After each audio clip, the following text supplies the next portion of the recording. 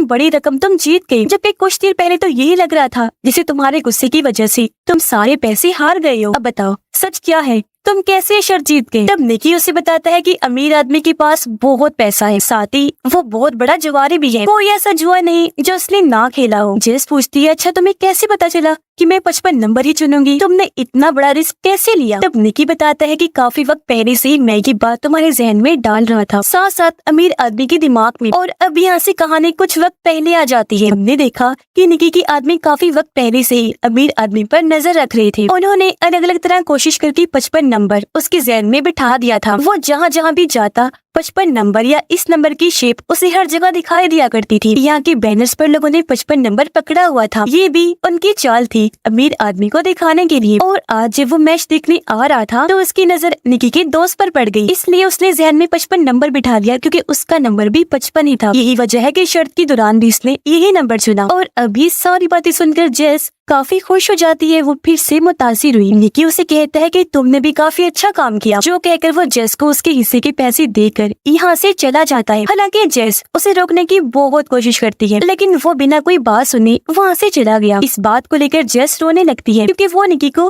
पसंद करने लगी थी, मगर उसका इस तरह अचानक चले जाना जेस को बहुत बुरा लगता है। और अब यहाँ से कहानी 3 साल के बाद की दिखाई जाती है, जहाँ निकी फिर से एक अमीर आदमी को लूटने का प्लान बनाना था। इस अमीर आदमी का नाम गैरी होता है। उसे खेलों वाली गाड़ियाँ रखने का बहुत शौक था, पर गाड़ियों को ठीक करने के लिए उसे एक अच्छे मैकेनिक की जरूरत थी। इसलिए अब निकी खुद को एक अच्छा मैकेनिक बताकर गैरी से मिलने जाता है। जब निकी वहाँ से चला गया तो गैरी का गार्ड कहता है कि इससे जरा संभल कर रहना, क्योंकि इस आदमी पर मुझे बिल्कुल भी भरोसा नहीं है। फिर अब शाम को निकी एक पार्टी में आया जहाँ उसे गैरी ने ही बुलाया था। पार्टी में जेस भी थी जो गैरी के पास आ जाती है। अब उन दोनों को